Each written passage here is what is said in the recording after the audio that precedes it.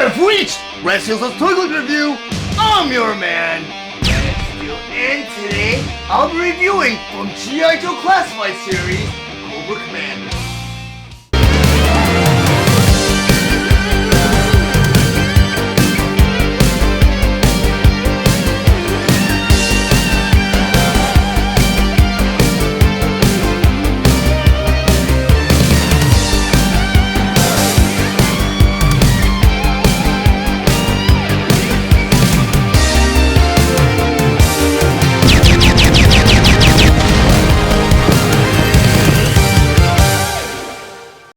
G.I. Joe Classified Series, Cobra Commander. But before I get to the actual review, I want to go over some of the old school details on this packaging. Up front here, a tool blister tray showing you both the figure and all the accessories inside.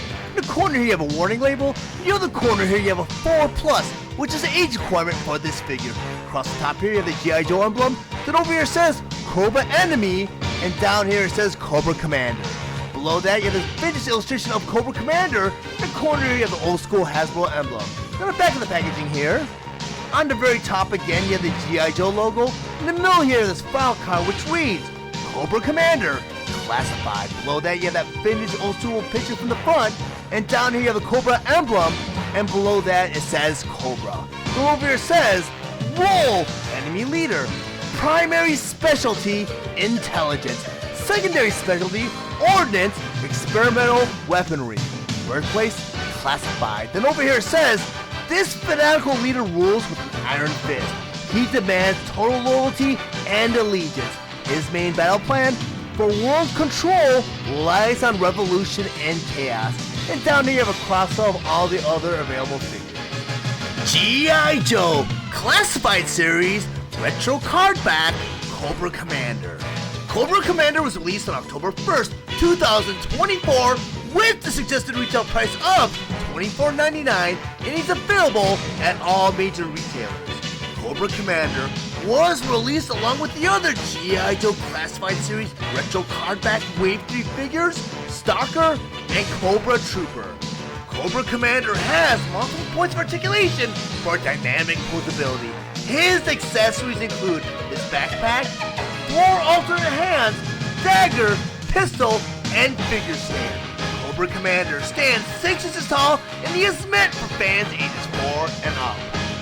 Now that I have Cobra Commander on my display table, I just want to go over some display features and accessories. First what I talk about is display stand.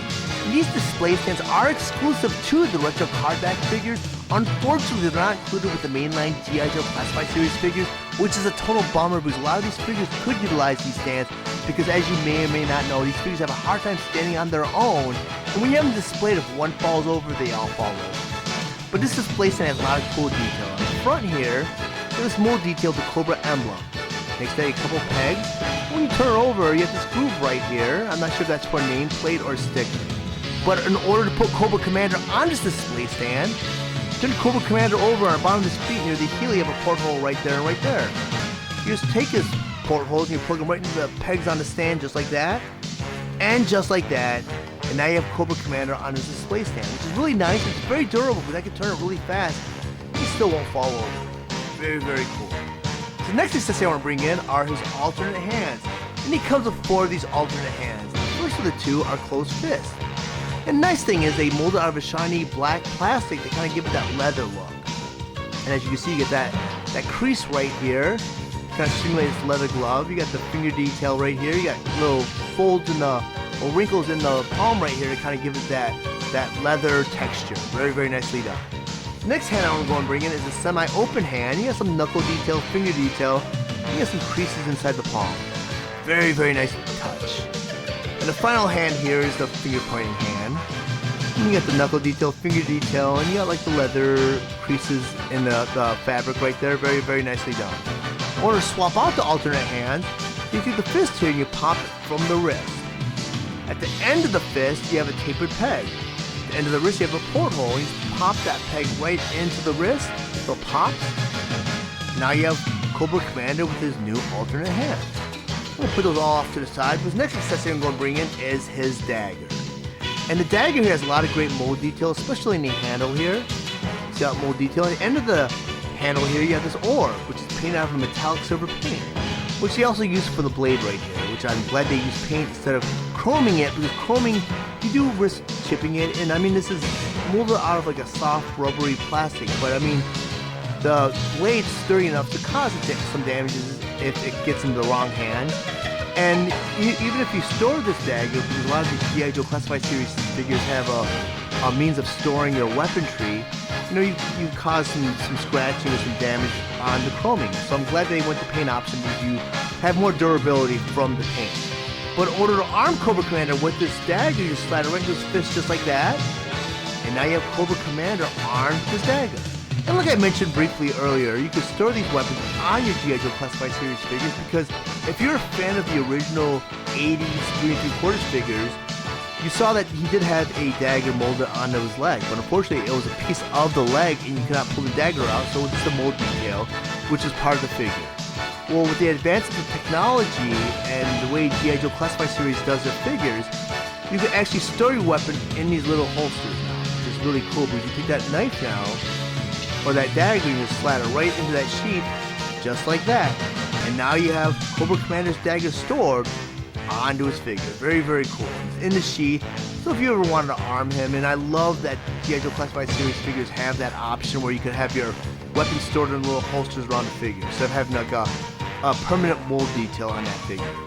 So next accessory I'm going to bring in is his backpack. And this is very retro because I do recall Cobra Commander having a backpack. And you got a lot of cool mold detail and paint detail on these figures. You get the silver metallic paint on the backpack right here. In the middle here you have a paint detail that is the Cobra insignia. Very, very nice. In order to put this backpack on Cobra Commander, you flip over this backpack, you have a peg right there. In the center of his back, you have a porthole, and just plug that backpack right into that porthole just like that. And now you have Cobra Commander with his backpack. Very, very nicely done. The final accessory I want to bring in is his weapon accessory. And they don't really call it a pistol or a laser blaster. Because if you look at the front of the barrel right here, he's got some vents. And I'm not sure if that's supposed to be like a heat gun or if it's supposed to be a laser pistol. Because normally with a lot of the pistols and rifles and stuff, they have a porthole in the barrel. So I'm not sure what this is supposed to be. He has this paint detail, which is a red cross on both sides. And it does look exactly like the original weapon that Cobra Commander does come with. In order to arm Cobra Commander with this weapon, you have this hand mold right here. You just slide the handle right into the hand.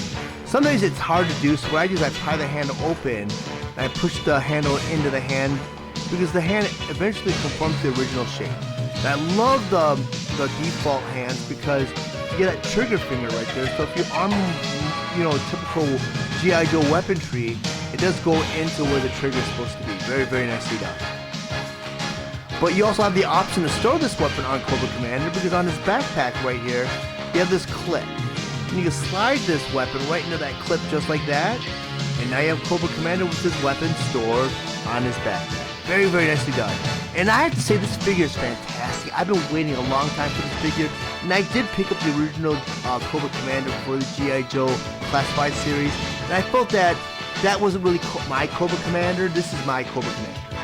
And I believe he may have come out for the HasLab Hiss. He was part of one of the tiers that were unlocked. But I'm glad that they released him in the Retro Cardback Series figures because, I mean, to me, this is my Cobra Commander. Because with the G.I. Joe Classified Series, they did release a Cobra Commander, and they released him looking more like he would look like in maybe modern times, where this figure does look more regal and more like a leader because he does have the cape over the shoulder. He has that sword with the Cobra hilt, which is a very nice touch. His revolver right here has like a nice mold detail and silver paint. He's got the long boots. I mean, he has a lot of characteristics of an admiral or commander, as opposed to Cobra Commander, where he is just wearing regular battle fatigues, or regular Cobra battle fatigues. The difference is his helmet. You know, he's got that face plate, which is another nice touch because, as you can see with the original Cobra Commander for Classified Series, it's a silver paint detail. It's probably the same detail they used for the dagger. They used it throughout the figure.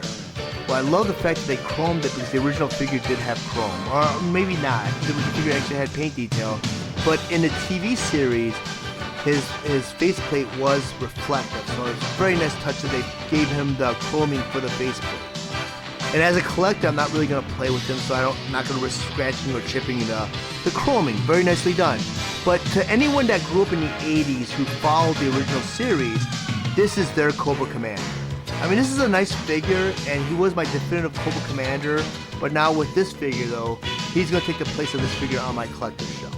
Very, very cool, and I'm very happy they released this figure. Like I said, there's like a lot of points of articulation, and I love the fact that they are able to create this Cobra Commander and simulate the original figure. Very, very nicely done. But if you guys found any of the information in this review valuable, please like and share this video. Also, if you enjoy my content, please subscribe to my channel, and while you're there, click the bell to be notified of any future videos. I want to thank you guys for watching Red Tail Toy Collector Review. I'll check you guys out next time.